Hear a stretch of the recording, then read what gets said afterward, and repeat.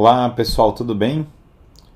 Sejam bem-vindos a mais uma live. Hoje é o último dia para vocês se inscreverem no Filosofia do Zero. Então aproveitem últimas 24 horas para inscrever no Filosofia do Zero. O link está na bio, tá na descrição do vídeo também no YouTube e tá no www.guilhermefreire.net. Então não percam o último dia para o Filosofia do Zero, realmente é um dia importante. E aproveitando que é o último dia de inscrições para a Masterclass Filosofia do Zero, que vai ser amanhã. Ela vai ser amanhã às 19. Ela vai ser amanhã, dia 19 do 7, né? Vai ser às 20 horas, na verdade. Eu ia falar 19 horas, mas é dia 19 às 20 horas. Então amanhã é o dia, né? Então eu tô bem empolgado, eu tô muito empolgado para a Masterclass, tô muito empolgado para a Filosofia do Zero. Realmente eu não consigo descrever o quão empolgado eu tô, então não percam mesmo, não percam esses últimos momentos. E como não podia ser diferente, eu resolvi contar um pouco da minha história, né, hoje. Eu acho que é o tema perfeito para o último dia, né, antes da Masterclass. É contar um pouco porque eu virei professor de filosofia. Muita gente me pergunta isso no canal, fala para eu contar um pouco da minha vida. Eu não gosto necessariamente de ficar toda hora... Porque o ponto... Aqui o foco sempre é o conteúdo, obviamente, né? Então é focar nos temas, nos grandes autores, em todas as coisas. Mas por vezes as pessoas querem saber, falam, não, Guilherme, conta um pouco da sua vida, conta um pouco da sua história, as pessoas mandam. Então eu acho bacana contar um pouco dessa história assim, né? Então eu vou contar um pouco para vocês como foi que eu entrei nessa jornada de vida intelectual, como foi que eu virei professor, um pouco que eu passei. Então, em primeiro lugar, né,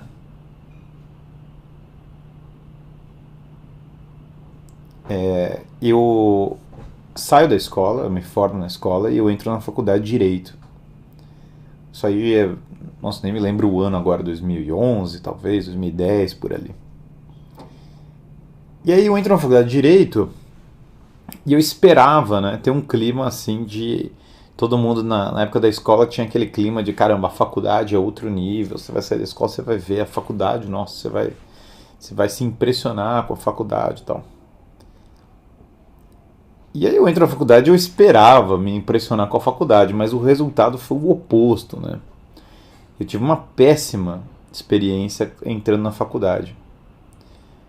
Como assim uma péssima experiência? Olha, o que tinha na faculdade? Não tinha gente estudando muito. Isso definitivamente não era o caso.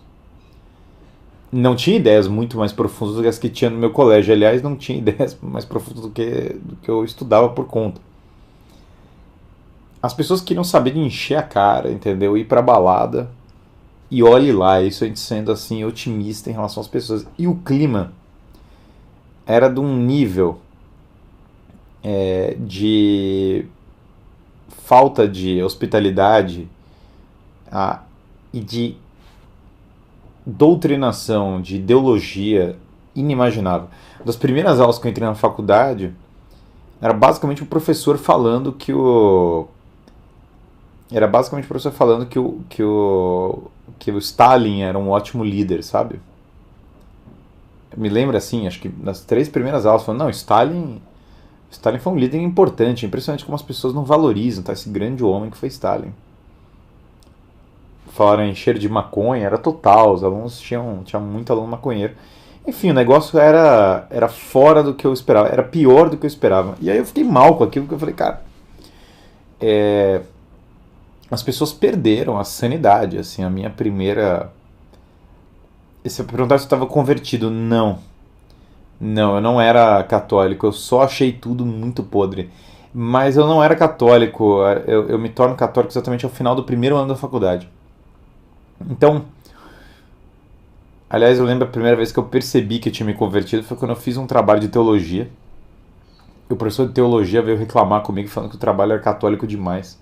Foi a primeira vez que eu percebi que eu estava nesse caminho, né? O que eu já tinha mudado, assim, de visão.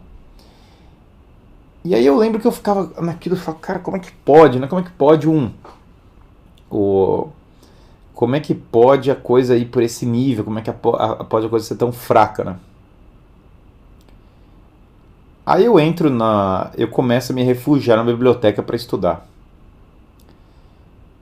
E é interessante porque eu mais ou menos vou intuindo que tem um problema, que há um problema ideológico, há um problema intelectual, há um problema de visão de mundo ali, né? E aí eu procuro ler os grandes pensadores. Eu mais ou menos penso assim, olha, eu preciso ter algum contato com os maiores pensadores da história. E conforme você procura os maiores pensadores da história, eu fui procurar nomes da literatura, daí eu fui parar em Dostoiévski. Essa era a PUC, pra quem tá perguntando qual faculdade era a PUC, era Direito na PUC de São Paulo, né? Se eu sofri bullying nesse período? Não sofri bullying algum. Eu vou sofrer bullying depois que eu começar a estudar, aí eu vou começar... Não é bullying, mas eu vou sofrer... Bullying não é o termo, né? Eu vou basicamente ser odiado por vários meus colegas que eram militantes completos, assim. Esses que eram muito militantes vão ter raiva, né? Aí eu começo a fugir para estudar e aí eu descubro uma coisa. O coração do problema intelectual não estava na literatura e ele não estava no direito, até porque o problema o que a área que definiu que era o direito era a filosofia do direito, não era outra área. Então eu começo a partir a ir para essa linha de filosofia do direito e eu começo a me interessar pelo tema do direito natural. É interessante porque tinha, eu acho, nesse período, uma caixa de livros do José Pedro Galvão de Souza na faculdade. Eu basicamente vejo uma caixa de livros fechada, meio que estão jogando fora ou está isolada. E aí eu abro e falo, cara, se estão exilando esses livros, devem ser bons. E tá lá sei lá, o maior jurista do século XX do Brasil, que é o José Pedro Galvão de Souza, que foi o fundador da PUC de São Paulo. E aquilo é incrível, e eu começo a entrar nessa coisa do direito natural. E aí é bem interessante porque a partir do momento que eu entendo, né, que por trás do direito natural existia um problema filosófico, né, eu começo a procurar os temas de filosofia naturalmente, ou seja, a filosofia passa a ser um tópico. Engraçado porque a aula de filosofia da faculdade não me engajou em nenhum nível. Eu olhei e falei, cara, essa aula aqui é muito fraca. Eu não tive interesse na aula de filosofia na ocasião, mas eu tive muito interesse em me aprofundar na filosofia propriamente, né? E aí eu abro um livro do Platão. E quando eu abro esse livro do Platão, tem ali uma discussão, o Mênon, começa a ler o Mênon. Eu esperava encontrar em Platão um aluno progressista. Um aluno progressista, aliás, desculpa, um intelectual progressista, uma espécie de comunista do mundo antigo. Era assim que eu tinha aprendido que era Platão. E longe disso, o que tinha ali era uma discussão da imortalidade da alma, se a alma é imortal. Imagina o meu choque em descobrir que o primeiro gigante filósofo da história da humanidade, ou da história do Ocidente, o primeiro filósofo que tem uma obra vasta e discute os grandes temas, basicamente acreditava na imortalidade da alma. Aquilo foi um choque imenso que me fez começar a ler várias coisas. E aí eu começo a empilhar livros, eu começo a procurar livros. Não é o Phaedon, poderia ser o Phaedon, mas era o Mênon. Só que a partir do Mênon, claro, eu descubro também que tem a discussão do Phaedon, daí eu vou embora, eu vou começando a ver várias discussões nesse nível. Então eu começo a matar a aula, porque eu falo, cara, a aula só tem tosqueira e eu mato várias aulas. Eu realmente não vou. Eu vou na linha de não assistir às aulas. É o Mênon, eu tô lendo o Mênon. Você fala, pô, mas o Mênon não tem uma discussão tão clara sobre a imortalidade da alma. Mas tem o tema da reminiscência, e o tema da reminiscência já puxa o tema da imortalidade da alma. Então, mas não foi o Phaedon. Aí eu começo, né, a ler esses livros e começo a matar as aulas, tá? Eu começo a ir mal em algumas matérias porque eu basicamente não apareço para assistir a aula, né? Simplesmente não apareço na aula. Eu começo a matar a aula para estudar. Não tinha outro jeito, né? Não tinha outro modo, né? ou eu matava a aula ou eu não conseguia estudar. Eu não estou recomendando que as pessoas matem a aula, só estou falando que eu fiz isso. E aí eu comecei a fugir, tá? Comecei a ler os negócios, comecei a ler os livros. E aí eu entro, um amigo meu da escola, ele fala, olha, você tem que entrar na ver a discussão online e tal, e ele me indica uns lugares para discussão online, discussão política. E eu lembro várias pessoas xingando umas às outras na discussão política online, era a época do Orkut, tinha muitos fóruns. E aí eu começo a entrar nesses fóruns, né, e ver a treta política total. Eu contei um pouco disso no, no vídeo, porque eu deixei de ser libertário. Que, nota de rodapé, né, é um vídeo que claramente você repara que tem muita gente que às vezes comenta que tem um jeito imaturo, mas isso não é de se estranhar, porque tem muita gente boa, obviamente. A maioria do nosso público que está comentando obviamente é maravilhoso, o nosso público é fantástico, mas chega gente perdida nesse vídeo do libertarianismo falando assim, ah, que absurdo, você não, só existe o libertarianismo, quem foi uma vez nunca deixará de ser, cara, isso aí. Posso te garantir. Posso te garantir que não é assim. E aí eu entro nessas discussões, né? E eu começo a ver as referências que os caras usam, né? Uma engraçada é, por exemplo, como eu descobri a obra do Chesterton. Basicamente, um cara tinha uma treta sobre o Olavo na época, né? O Olavo de Carvalho. E tinha dois caras se xingando. Tinha um cara xingando um cara falando, ah, vocês admiradores do Olavo, não sei o que, vocês não são católicos, vocês são tudo esotéricos. E os caras estavam se xingando. Aí no meio da treta, um deles citou o Chesterton, né? Então era só uma treta de violência pura online. E aí o cara citou o Chesterton, eu anotei o nome Chesterton. Aí eu comecei Veja, na época não tinha nada, não tinha livro publicado, não estavam publicando grandes coisas. Então eu comecei a importar livros. Aí comecei a fazer uma lista de livros para importar, baseada nessas discussões. Então apareceu lá apareceu lá o Chesterton, apareceu outras coisas, eu comecei a anotar, comecei a comprar os livros. Nessa época eu li o Dostoiévski, eu leio os Irmãos Karamazov, que me impacta muito, e aí eu fico obcecado por esse tema, se Deus existe, me tranco no quarto, pego a Suma Teológica, e eu penso assim, bom, se esse aqui estiver errado, eu não preciso virar cristão. Eu termino de ler a Suma Teológica e falo, cara, esse cara tá certo, Deus existe. E agora? Aí eu pego a minha Bíblia da primeira comunhão, começo a rezar o texto, tem ali como rezar o terço, e meio que passo por esse processo de conversão.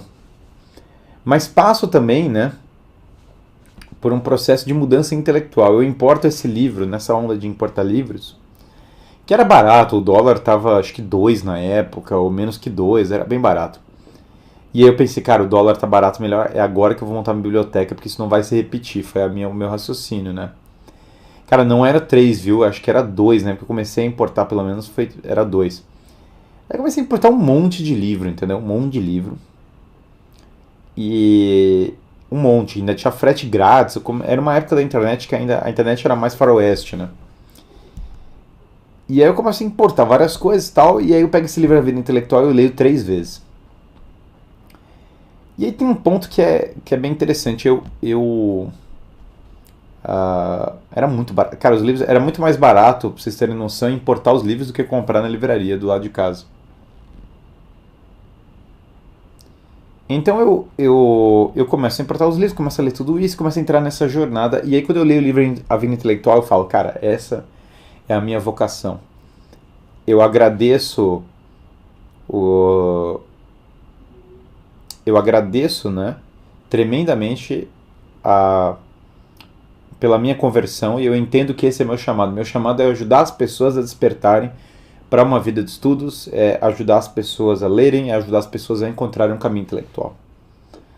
É não ser como meus professores, é livrar as pessoas dessa verdadeira escravidão mental que é o ensino contemporâneo. Eu penso assim, livrar as pessoas das ideologias e fazer com que elas estudem. O autor do livro A Vida Intelectual é Antonin Sertilanges. E aí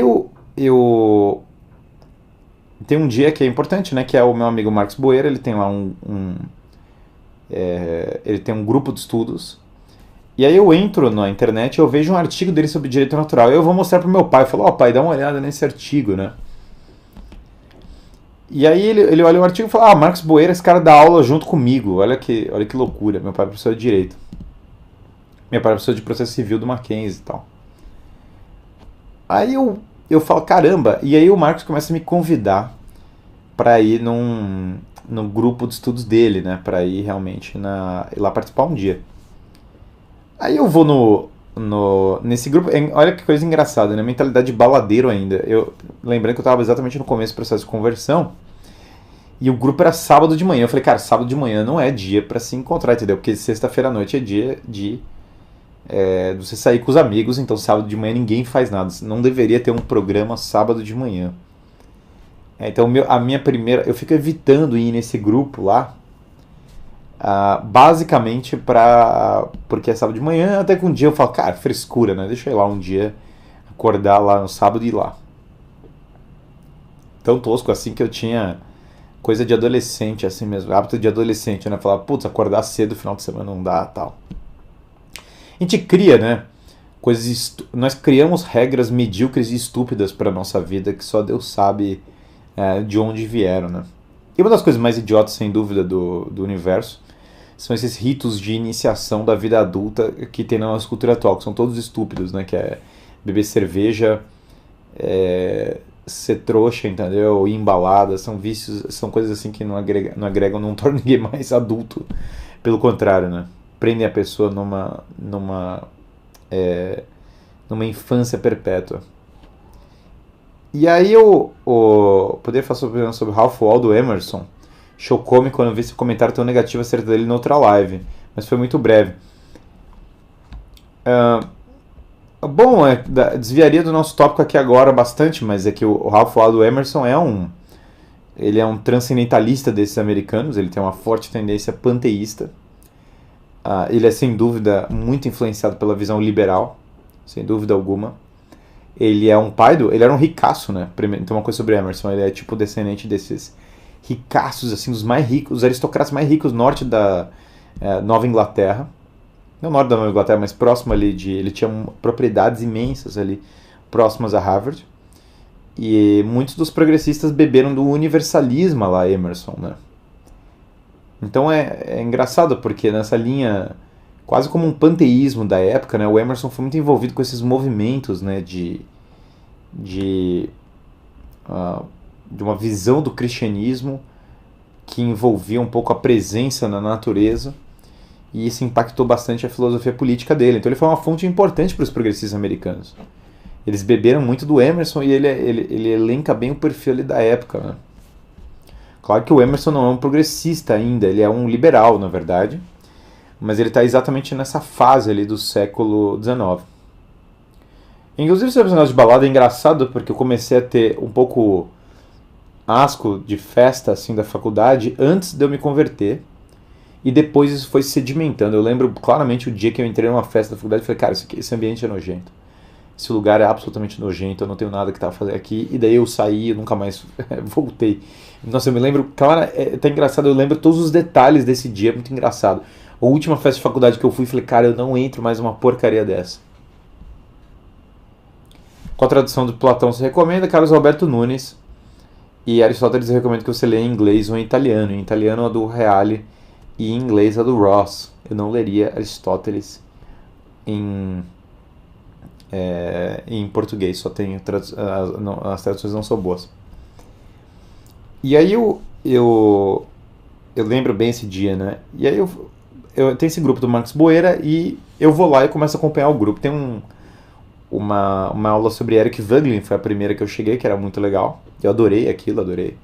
Foi a primeira vez que eu conheci outras pessoas católicas, interessante nessa época, e que eu justamente passei por essa transformação, comecei a me confessar com frequência, comecei na missa com frequência, tal, comecei a fazer, já ter uma disciplina católica. Eu basicamente aprendi as coisas depois de fora estudando, foi tudo estudando por conta própria, né? Mas eu fiz um curso do Padre Paulo Ricardo na época ali de catecismo, aquele bem tosqueira em gravação e tal, um curso baixa resolução. E aí eu meio que aprendi os negócios, comecei a me confessar, comecei na missa. Aí Você acredita que o modo como os adultos estão se vestindo hoje infantiliza eles? O que mais vejo é adultos se vestindo como adolescentes. Com certeza. Não é, novamente, desvia do nosso tema, mas com certeza. As pessoas se vestem de maneira ridícula. E o fato de elas se vestirem como crianças, como adolescentes, faz com que eles se portem como adolescentes. Natural. As pessoas se vestem mal e acabou. E elas deveriam se vestir de maneira mais elegante. E a vestimenta, obviamente, é um sinal da degradação da nossa cultura, né? Mas enfim. Eu já era batizado e tinha feito primeira comunhão, né? Mas aí depois volto a frequentar a igreja. Depois eu vou me crismar mais tardiamente ainda. Acho que uns 3 anos só depois de me converter que eu fui me crismar. Beleza, então aí eu vou nesse grupo. E um dia o Marcos Boeira falta, né? Ele não vai na aula do grupo. E aí ele pede pra eu dar aula no lugar dele. É uma aula... Primeira aula que eu dou na vida. E aí a aula sobe no YouTube, né? E a aula tem um certo... tem uma certa popularidade no YouTube. Tem um número de visualizações até alto. E aí eu vejo esse negócio e falo, cara, eu adorei aquilo. E aí eu começo a me voluntariar para dar mais aulas. Eu começo a ir lá para tocar mais coisas, para dar mais aulas e tal. E aquilo me empolga demais. Eu falo, cara, esse é o caminho, né? Basicamente, a gente pode driblar o sistema. Eu leio os livros e dou as aulas. Eu não preciso dos professores.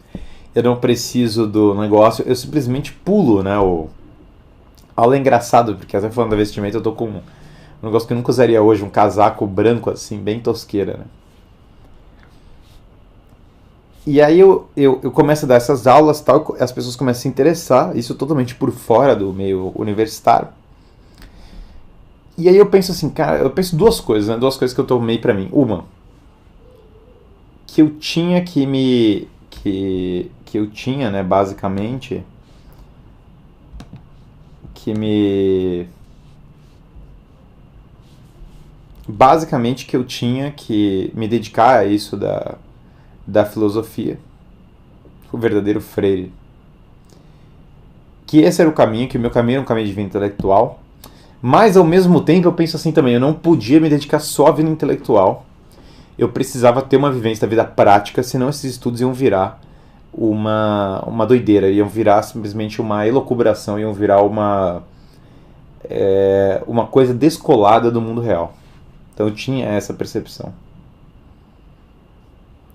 Então eu penso as duas coisas, que eu precisava ter alguma veia empreendedora, que eu precisava mexer nessas coisas, criar coisas novas, promover coisas, e de outro lado eu precisava me dedicar à filosofia. Agora, a faculdade de Direito não era compatível com isso. Eu tenho um período breve ali, na verdade, que eu tranco a faculdade para cogitar uma vocação sacerdotal, né? Então eu vou pro seminário, passo uns dias e tal, mas eu chego e falo, olha, não é esse o caminho.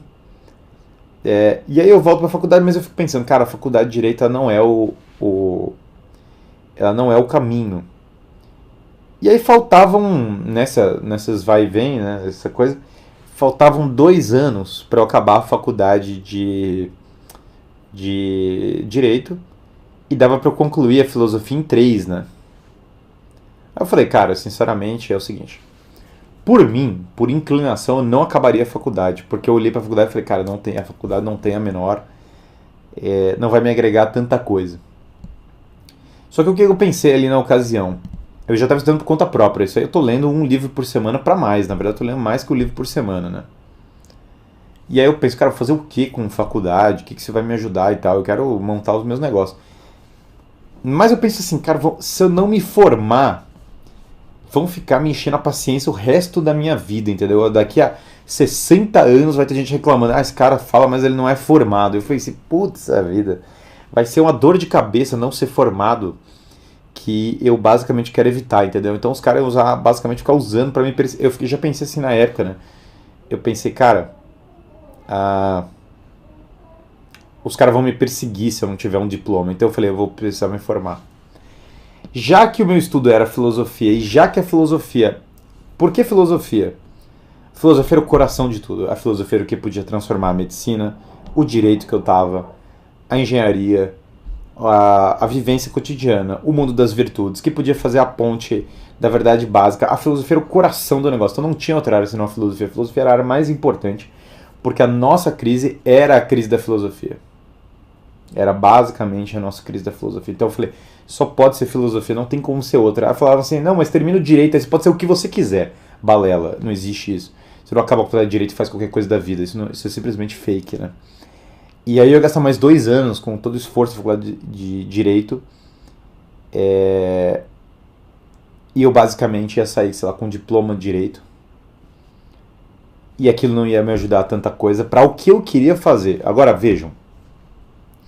Se eu achasse que eu ia fazer faculdade de Filosofia só para ser professor, pelos meios institucionais normais, eu não teria feito.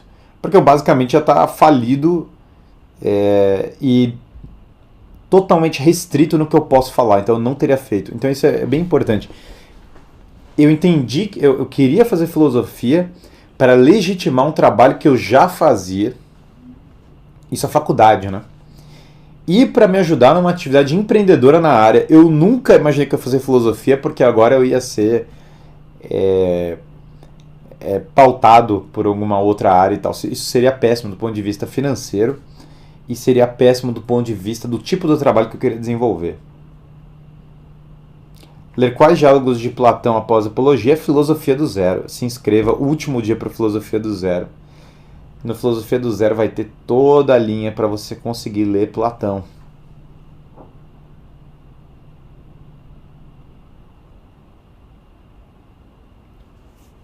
Então isso é importante, porque a pessoa fala assim, eu amo filosofia, então eu vou largar tudo. Eu recomendo em geral para vocês que vocês não larguem o que vocês estão fazendo, que vocês estudem filosofia continuando a sua profissão.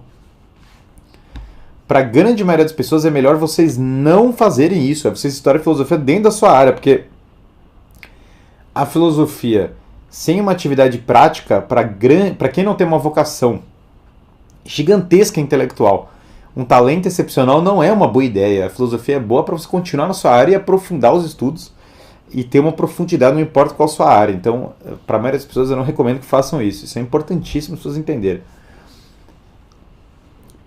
Mas muita gente não compreendia isso na época e foi uma confusão. Meus pais, obviamente, não gostaram, muita gente não gostou. Falou, você tá louco, o cara vai pra filosofia fazer o quê lá? Eu tentava explicar, não, eu vou empreender depois. As pessoas achavam que esse cara ficou louco e tal. Ele não tem noção do que ele tá falando, blá blá blá. Mas eu já comecei na época a dar aula pra empresário. E essa história de vocação intelectual é simples. Se você não tem um talento excepcional para vocação intelectual, não vai achar falando, agora eu sou o intelectual. Não, não faça isso. Trabalhe, cuide da sua família e estude todos os dias, mas entenda as coisas com calma, né? Isso é o mais correto. Agora, uma coisa eu garanto, a filosofia é o coração para ajudar na formação de qualquer pessoa. É por isso que eu me dedico a essa missão. E eu queria livrar as pessoas das amarras ideológicas, eu queria dar profundidade para as pessoas, eu queria que elas finalmente entendessem o mundo de uma maneira mais profunda, como tinha acontecido comigo. E aí eu vou para a faculdade de filosofia, eu vou para o Mosteiro de São Bento ali na ocasião. Eu peguei uma geração de professores que já não está mais lá, então alguém fala, vou estudar na mesma faculdade que o Guilherme, vou pegar os mesmos professores, não vai. Meus professores ou já faleceram ou foram tirados do mosteiro, etc. Não existe mais a faculdade que eu fiz. Mas eu vou lá para o mosteiro e eu faço aula de latim, faço aula de grego, estudo muito filosofia. Dou aula para os alunos do ITA na época, que foi um prazer imenso. E dou aula para empresários. Eu vou para São José dos Campos, né, com frequência, dar aula para a maioria eram alunos professores do ITA que tinham esse grupo. E dou esse curso para empresários e nessas andanças entre uma coisa e a outra, vou pagando a minha faculdade e vou começando para depois casar, preparando minha vida. A literatura nos dá repertório imaginativo que Sócrates lia em seus estudos filosóficos humanísticos, ou seja, os próprios problemas humanos na época, o repertório dele. Não, ele lia os filósofos que vieram antes dele. Ele obviamente conhecia a Eneida, conhecia... deixa eu fixar aqui o link do Filosofia do Zero, está fixado aqui no chat. Ele obviamente lia os clássicos da literatura grega que toda pessoa erudita da época lia. Inclusive eles decoravam, né? Recomendo os livros do Júlio Paiô para Educação à Vida de Estudos. Eu não acho tão indispensável, não, mas eu tenho uma outra lista que até coloquei no Filosofia do Zero para leitura introdutória que não envolve necessariamente o Paiô. Nada contra também, é só outra linha. Vender curso sobre 10 livros a 700 reais pro...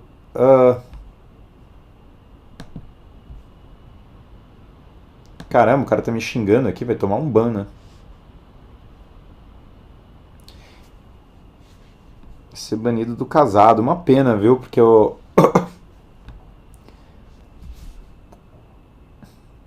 uma pena banir. A pessoa participava bem, mas vai ser banida, né? Veio xingar.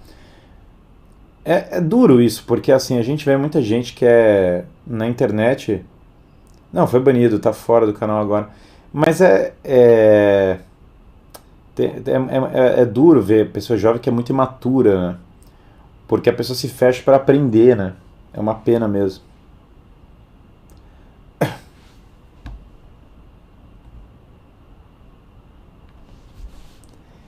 Então, voltando aqui. O pessoal chega xingando, mas aí então um banimento imediato não existe aqui, aqui é lei e ordem. Mas é uma pena, eu fico triste pelos jovens que fazem isso, porque eles se fecham para aprender, né? Você sabe que é uma coisa é, é uma coisa engraçada, né? Porque isso é bem importante, eu já tinha falado numa outra live, né? Do nada, quando existem pessoas, né, que têm raivas, né? Tem raiva assim de qualquer coisa que você empreenda, o que é muito engraçado isso. A pessoa fala, não, você empreendeu algo, o cara fica bravo, assim, é uma coisa meio idiota. Mas é um pouco da cultura brasileira, infelizmente é o que faz. Soma duas coisas, né? Uma, muitos jovens do Brasil, eles são estagnados, isso é importante que tem a ver com a nossa história, né? A quantidade de jovens do Brasil que não se desenvolvem financeiramente, simplesmente porque eles são mentalmente estagnados para aprender com os outros e demonizam a própria atividade empreendedora, é indescritível. Infelizmente é muito ruim. Mas em parte não é culpa desses jovens. Todo mundo falou para eles que empreendedorismo não existe. Todo mundo falou não deram o todo mundo deram isso, né? Então eu tenho essa é, é uma pena quando acontece isso. Mas existe isso, infelizmente, no Brasil. E aí eu lembro depois eu fui me meter em várias coisas, né? Porque eu não queria que esses estudos de filosofia justamente ficassem etéreos. Então, eu acabo a faculdade de filosofia, eu faço o mestrado em filosofia, e aí eu vou ser secretário do nacional, né, da juventude, eu viro coordenador de empreendedorismo do estado do Paraná, eu viro diretor de startup, né, criei o serviço de streaming, comecei a fazer várias atividades. Por que eu me meti com todas essas coisas? Por que eu fui atrás da... Por que eu vou atrás dessas coisas? Porque basicamente na cultura brasileira é crime empreender. Pois é, mas aí infelizmente esse é um problema. Eu me meto nessas coisas porque eu entendo que que eu precisava fazer essa ponte, sabe? Por isso também que eu dou hoje aula para empresários. É basicamente porque eu entendia a necessidade de entender também a política e a liderança de maneira prática, de maneira aplicada, né?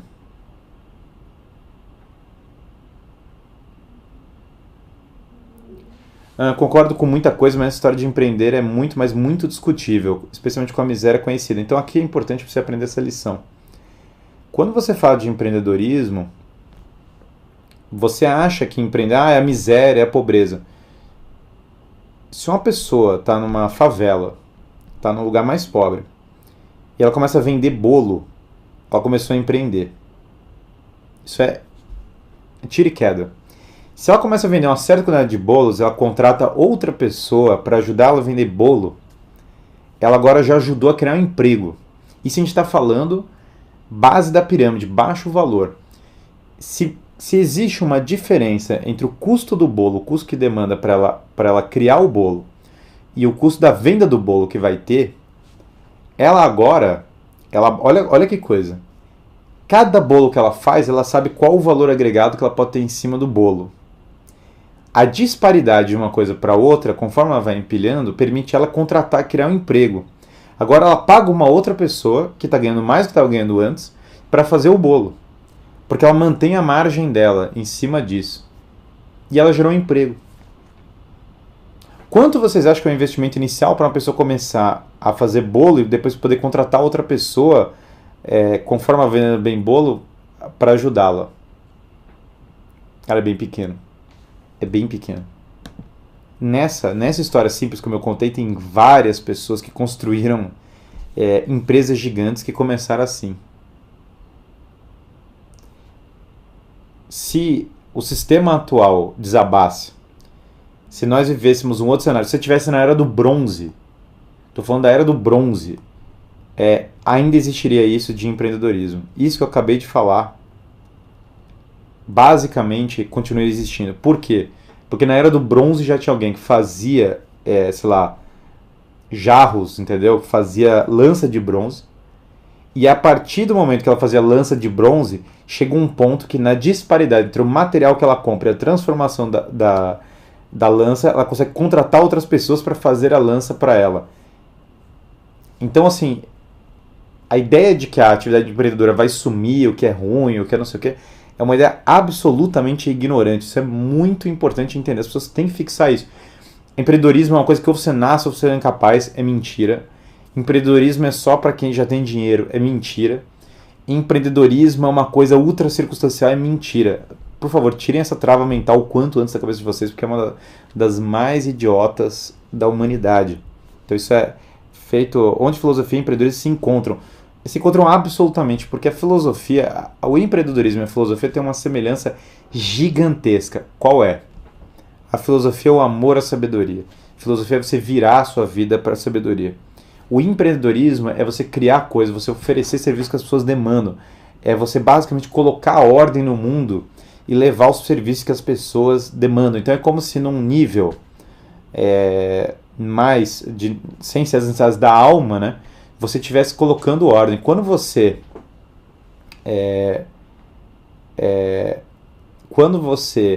coloca a sua mente para se desenvolver, você basicamente, né, a partir do momento que você tem um desenvolvimento intelectual, você ganha a autêntica liberdade que vem junto com as virtudes, e isso a filosofia pode te dar.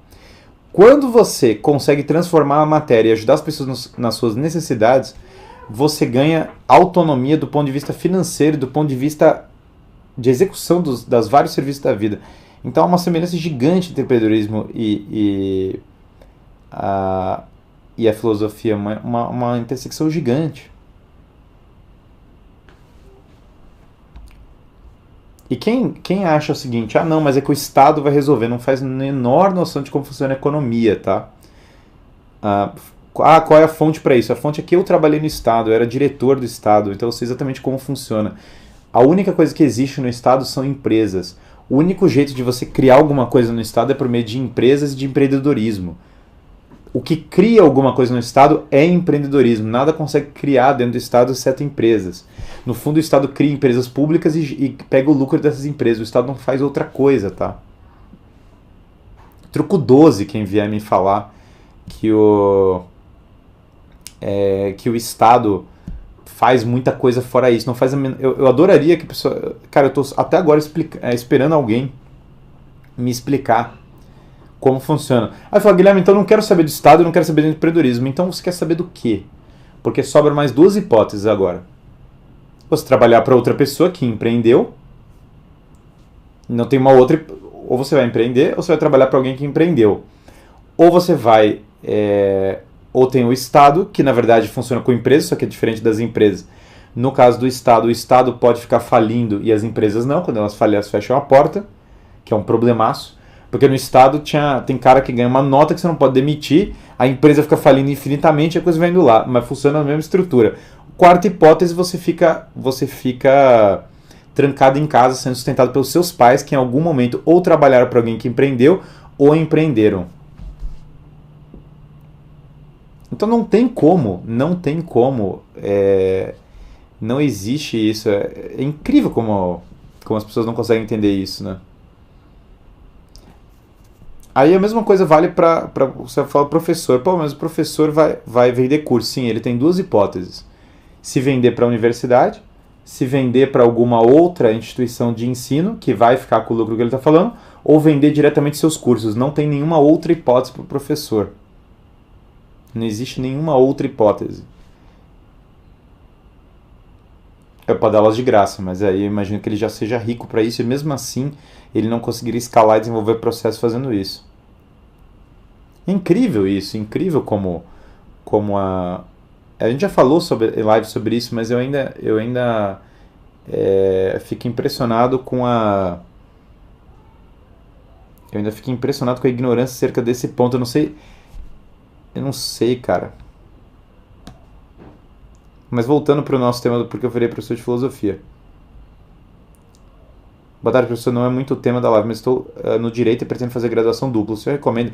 Não, eu recomendo que você faça uma graduação, porque o mais importante não está na graduação. Graduação é meio que você pegar o diploma e falar, já me graduei, entendeu?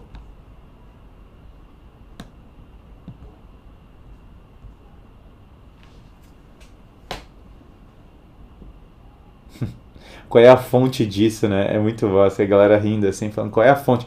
Qual é a fonte, né? Qual é a fonte? E o engraçado é que as pessoas não param pra pensar e falar que empreendedorismo é ganhar dinheiro em cima dos outros. Meu caro, todas as atividades que todos os homens fazem precisam ganhar dinheiro, porque isso é precisamente como funciona a dinâmica do trabalho humano. E sim, você ganha dinheiro dos outros. Inclusive, eu pago feliz vários serviços que as pessoas prestam, porque isso é como funciona.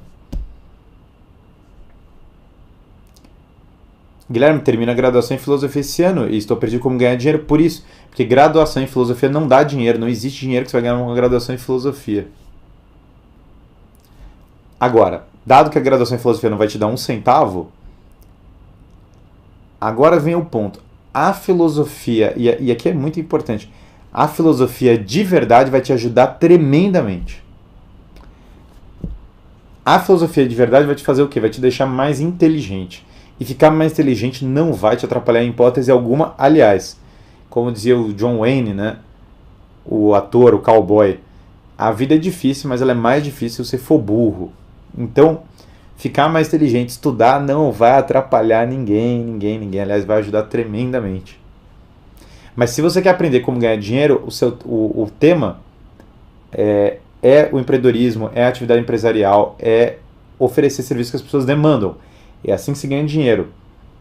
Se você quer basicamente ser uma pessoa mais inteligente, aí entra o tema da filosofia. As duas coisas são complementares novamente, mas elas são complementares para pessoas que têm profundidade, elas não vão ficar óbvias, né? É possível complementar a filosofia empreendedora típica das economias de mercado com a teologia católica? Gente, foi a teologia católica, foi os teólogos católicos que criaram a economia moderna.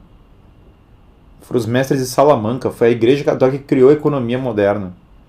Quem acha que a Igreja Católica tem nada a ver com a economia não faz a menor ideia, nunca estudou os mestres de Salamanca. Quem criou todo o negócio, toda a estrutura da economia, quem avançou todo o pensamento econômico foi a Igreja Católica, foram teólogos, eram estudantes de São Tomás de Aquino. E aí que vem a importância da filosofia, por quê? Eu identifiquei esse grande problema no mundo, que é um dos grandes motivos porque eu entrei nessa.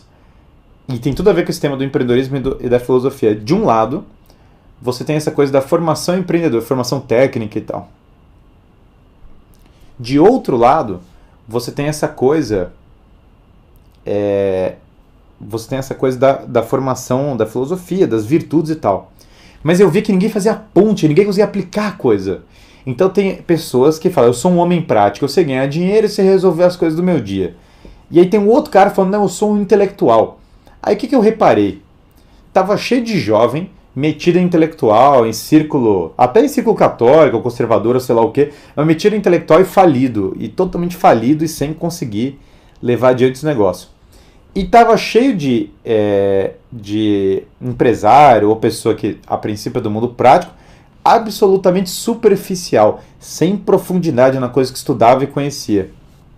E essa é a grande cisão que nós vemos. De um lado, as pessoas ou estão estão ignorantes em relação àquilo que tem profundidade, ou as pessoas de outro lado são incapazes de resolver as atividades práticas. Daí eu falei, a gente tem que acabar com isso. Quem não tem profundidade filosófica vai facilmente ser escravizado pela ideologia. E vai ser escravizado pela ideologia sem nem perceber de onde veio. Que nem um colega aqui do canal que começou a xingar porque falou assim, que absurdo empreender. Aí começa a xingar, é o quê? Está sendo escravizado pela ideologia sem nem saber de onde veio, sem nem saber qual é a origem da ideia. Isso é muito duro, mas é a realidade. A realidade é que você é vítima fácil da ideologia sem profundidade. E, mais ainda, se você não conhece a filosofia, você vai sempre encarar a sua própria área de atuação profissional de maneira superficial.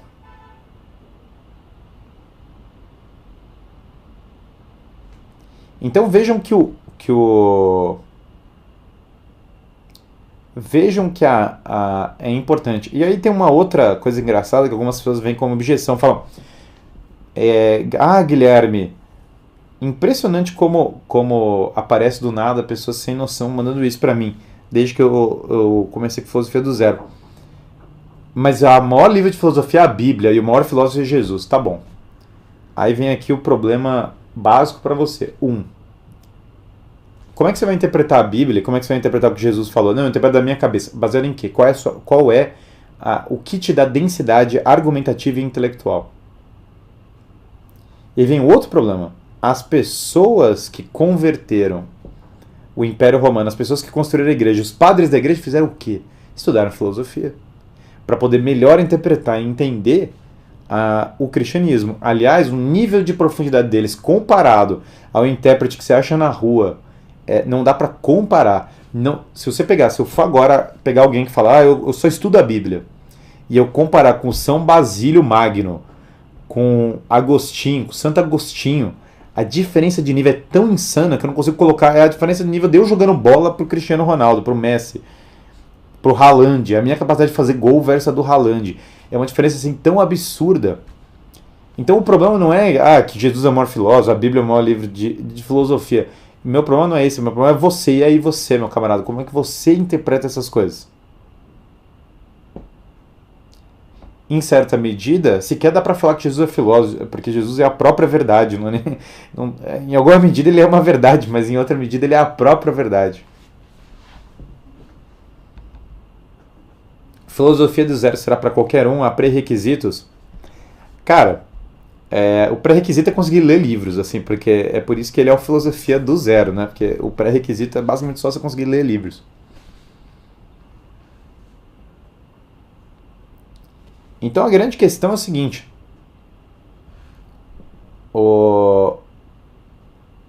crescer em sabedoria, né, te ajuda a interpretar isso. Então a galera que manda, isso é muito engraçado. Cara, essa objeção é muito engraçada. Eu não imaginava que ia receber essa objeção falando que é absurdo estudar filosofia, porque Jesus é o único filósofo. Caramba, que horror! A pessoa nunca ouviu falar de São Tomás de Aquino, nunca ouviu falar de Agostinho, nunca ouviu falar de Basílio Magno. Bom, não precisa ir longe. São Paulo apóstolo cita os filósofos na própria Bíblia dela. Impressionante como há um negócio. Mas vocês veem como os erros vão se repetindo, né? Nós temos aí erros... Aqui, um dos grandes negócios do porquê eu virei professor de filosofia, aliás, é para impedir esses erros mentais. É para pegar o jovem que fala que não é para empreender e para ganhar dinheiro e quebrar essa ideia.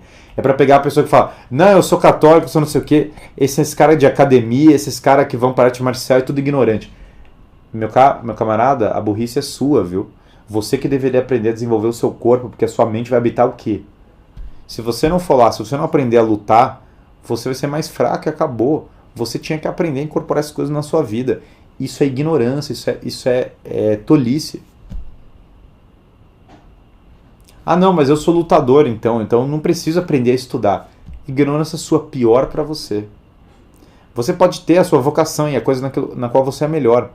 Mas quando você negligencia a saúde do seu corpo porque você se acha intelectual, você já perdeu o caminho, você já perdeu o caminho de excelência dos homens.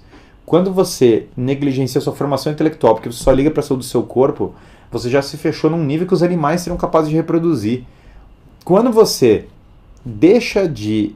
fala, eu não preciso ganhar dinheiro, ou ganhar dinheiro é maligno, você se fechou para uma gama da dimensão humana. Tudo isso é falta de sabedoria. E se você faz qualquer coisa dessa, material, mas se fecha para uma realidade espiritual, você também se fechou para a verdade. Porque só existe uma verdade.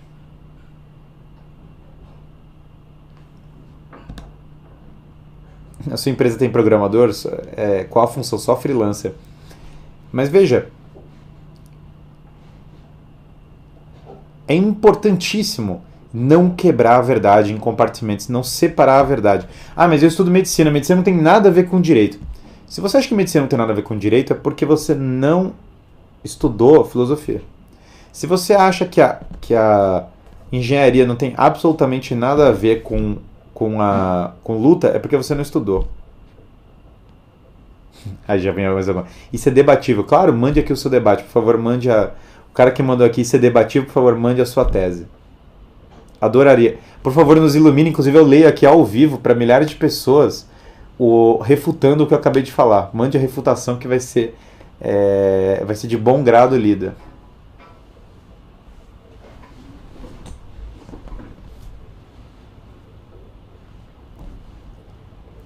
Nos esclareçam como que a verdade não é única, como que a verdade deveria ser quebrada, como que desenvolver a excelência em todas as áreas é algo a ser rechaçado. É incrível.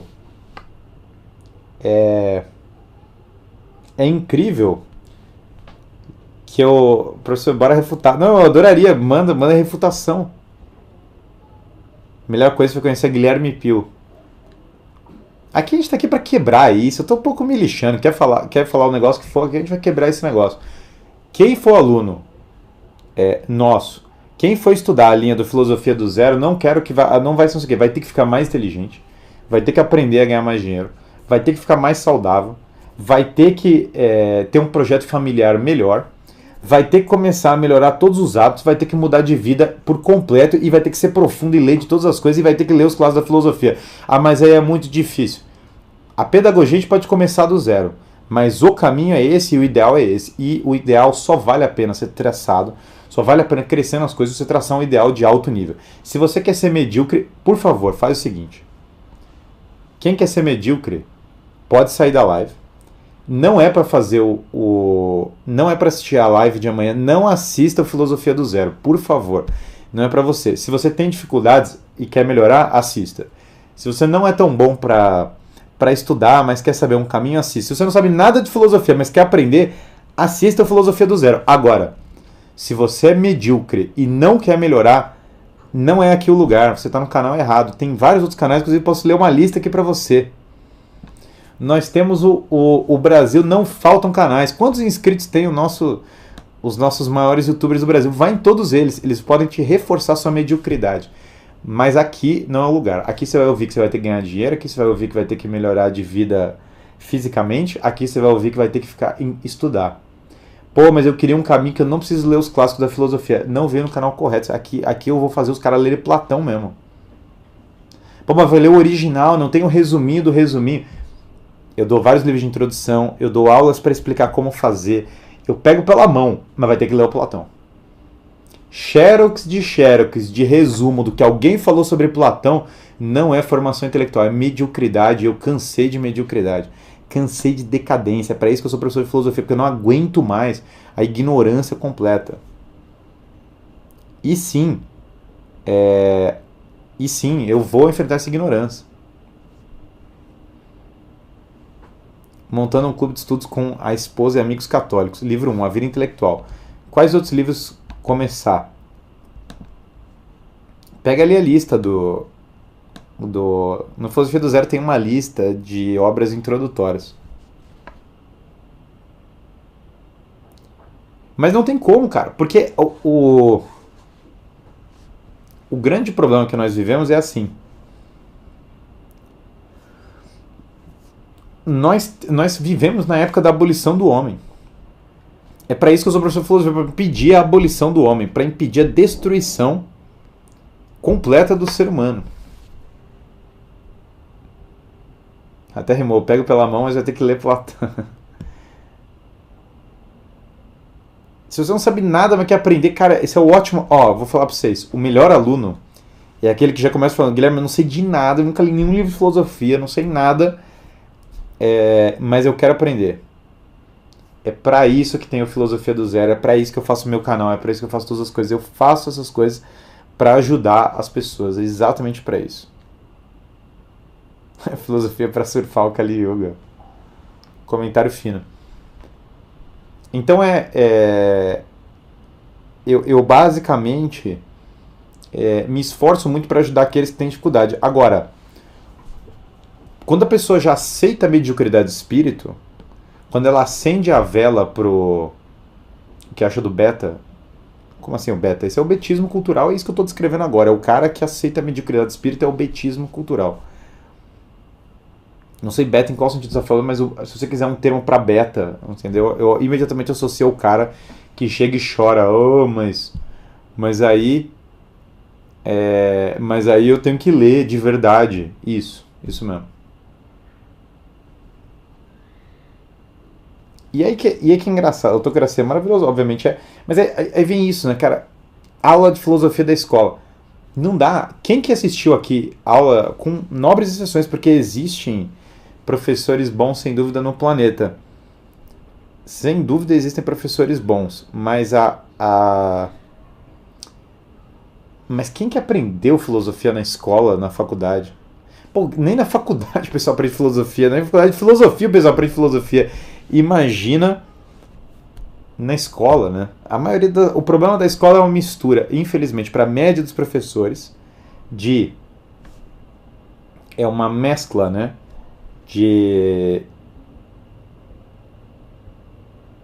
É uma mescla, né, de superficialidade e ideologia. Olho de Sauron. Sou de 85, nunca fiquei tão ansioso para amanhã. Vamos pra cima, vamos pra cima. Meu, amanhã é o dia da filosofia do zero. Ó, galera que tá aqui assistindo que não aceitou, entendeu, a soja na sua vida. Que simplesmente não se sujou completamente. Aliás, uma coisa, né? Vai a pessoa que vem xingar aqui, cara, desculpa falar, eu não quero ser determinista biológico. Mas eu ia entrar no determinista que eu quero dizer biológico é o seguinte. Biológico não, né? O termo é. Por que tem tanta gente que às vezes o cara vem reclamar, né? E o cara, ele basicamente, né? Tudo no aspecto é soja, entendeu? Nesse sentido. Biológico não é o termo, qual que é o termo? É nutritivo, qual que é a definição? Sei lá, entendeu? Não, o cara, você olha e fala, meu, o cara aceitou a soja, entendeu? Na vida dele. Eu não sei, cara. Fisiológico, né? Determinismo fisiológico, né? É o termo. Mas eu não sei, cara. A gente tem que começar a se libertar dessas coisas. Se libertar das coisas que criam mediocridade total no espírito, entendeu? A gente tem que começar a se libertar dessas coisas.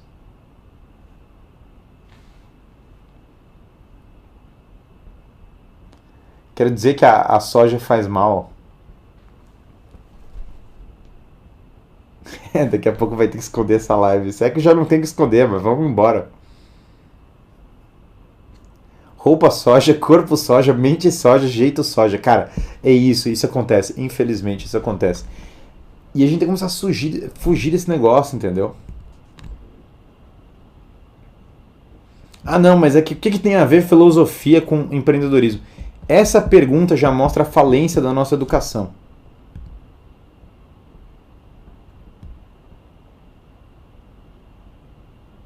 Trabalho no setor público e concordo com a falta de base filosófica em várias áreas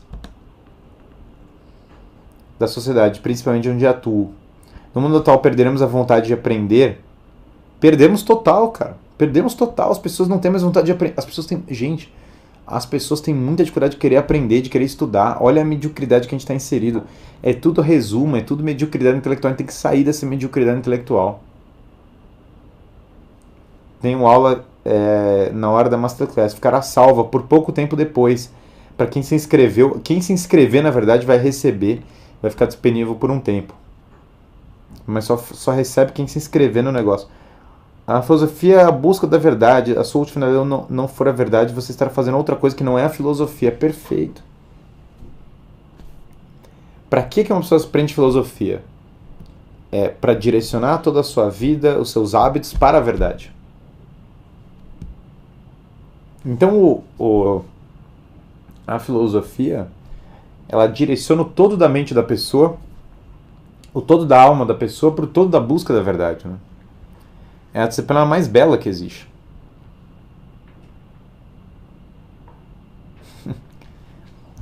Então é importante porque eu virei professor de filosofia para quebrar essa divisão da verdade, para quebrar essas pessoas que colocam a verdade em compartimentos, né?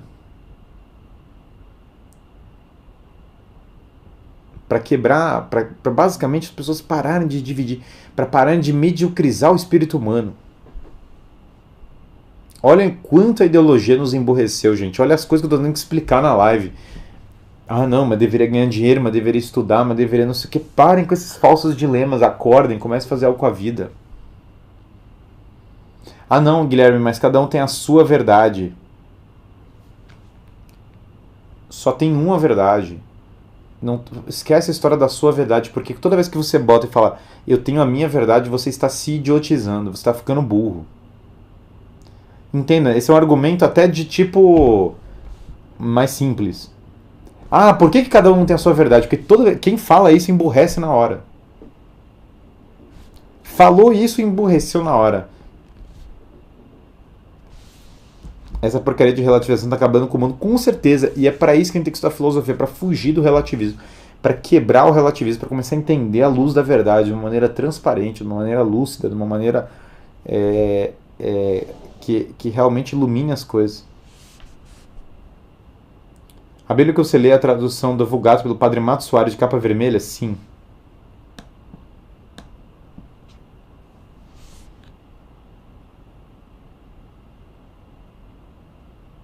A verdade da filosofia pode ser Deus?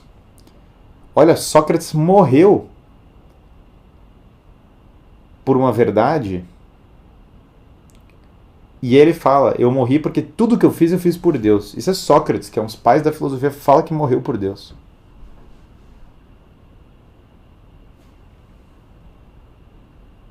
Daqui a pouco o Guilherme vai ter que explicar que 2 mais 2 é 4. Eu já fiz uma live sobre isso, eu já fiz uma live falando assim, 1 mais 1 é igual a 2. 1 mais 1 é igual a 2, né? Falando porque que o relativismo não é verdadeiro. E é fato, né? É fato que hoje nós perdemos nós perdemos o controle sobre as nossas próprias ideias, nós perdemos a profundidade, nós perdemos tudo isso. A gente precisa reverter isso urgentemente. Se nós... entendam. Porque muita gente perdeu tempo acreditando em soluções políticas imediatas, acreditando em coisas que não tem. Se nós não mudarmos o nosso intelecto, se nós não ganharmos profundidade, nada vai mudar. Nada vai mudar na sociedade se nós não tivermos uma formação intelectual boa para isso.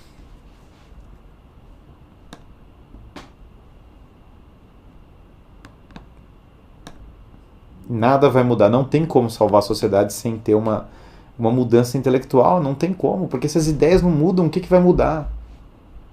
Faz uma live sobre empreendedorismo. Já tem. Pode olhar no canal. Tem mais de uma. Mas ainda tem gente que não pega o recado. Impressionante.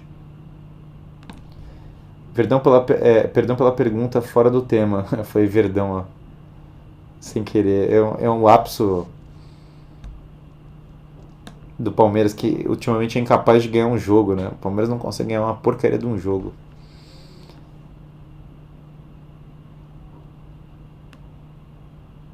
O Palmeiras está jogando de maneira relativista ultimamente. Santa Generosa fica 5 minutos de carro da Capela São Pio X. Você prefere missa tridentina porque não vai na missa nova. Cara, eu vou na missa nova porque eu não tenho problema em ir na missa nova, mas eu de fato prefiro a missa tridentina. Pessoas e instituições estão perseguindo isso, isso está normal. Você chegou a estudar a Constituição, os códigos para se proteger judicialmente? Meu caro, deixa eu te falar uma coisa. Os códigos não vão proteger ninguém, tá? Quem acha que o Código Civil vai te proteger, você tá louco. Ninguém tá nem aí. Cara, deixa eu te falar um negócio. Agora para explodir a live. Isso é um negócio que a filosofia me ensinou, não foi a aula de direito. O código não vai te proteger. Esqueça isso. Ninguém tá nem aí para o que tá escrito no código. Se quiserem te pegar, as pessoas vão te pegar. E o código vai ser tomado como uma sugestão. Ninguém liga. O fato de você conhecer o código não vai te proteger judicialmente. Não é ruim conhecer. Atrapalhar não vai também. Vamos lá. Atrapalhar não vai. Mas achar que uma lei te protege por si é besteira, é tolice. As pessoas podem deturpar a lei da maneira como elas quiserem. A única proteção que você tem contra a deturpação da lei é a lei natural, é a verdade. Você não tem nenhuma outra. O código per se, sem o direito natural, você não tem proteção alguma para as pessoas poderem deturpar completamente a lei. Ninguém liga. Infelizmente, quem liga para a lei são só pessoas já de um nível moral mais elevado. Quem está preocupado em seguir as leis já são pessoas que têm um certo nível. As pessoas que estão mal intencionadas, elas não estão nem aí, elas não estão nem aí para o que está escrito na lei.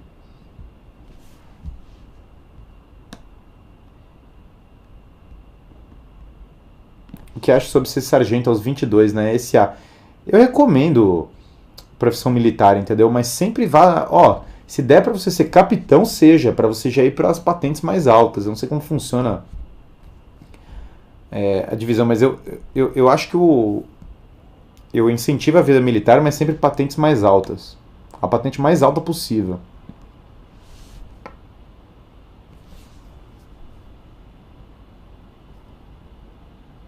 A verdade é que o que protege exatamente, é o entendimento correto, é a verdade que protege as pessoas, não é a lei. A lei não tem poder nenhum sozinha. A lei precisa de que alguém, a lei precisa que alguém interprete ela da maneira correta para ela valer algo.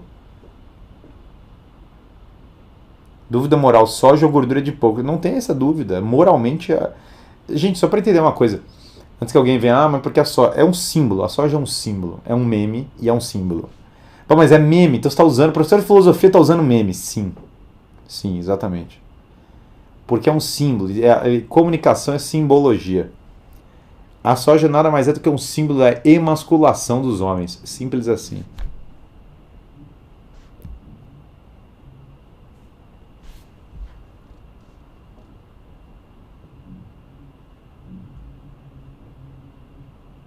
Guilherme, não é pergunta, mas espero muito conteúdo didático na sua Masterclass. Confio nisso.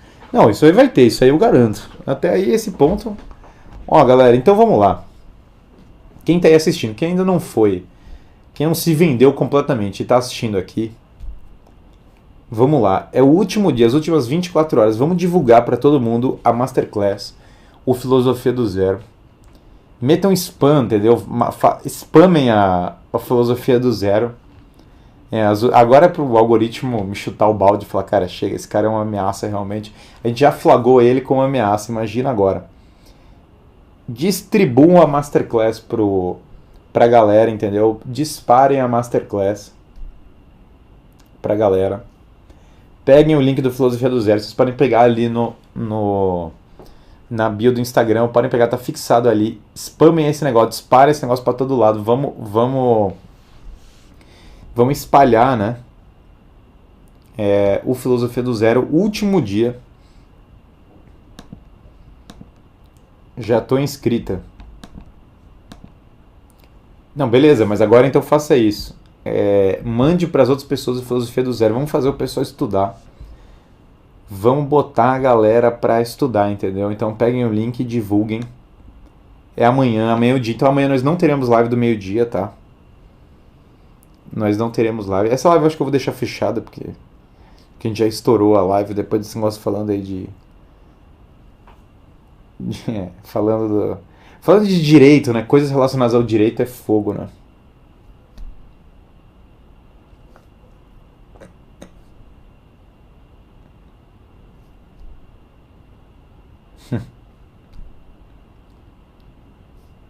Beleza, gente? É isso. Então vamos lá. Não teremos live do meio-dia porque nós teremos. Pra quem tá falando, ah, não, que ruim, não vai ter live do meio-dia, porque vai ter a live, vai ter a Masterclass, entendeu?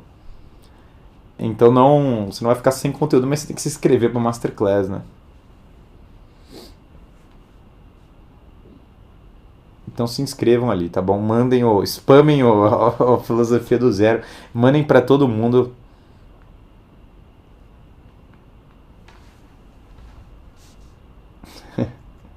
Beleza.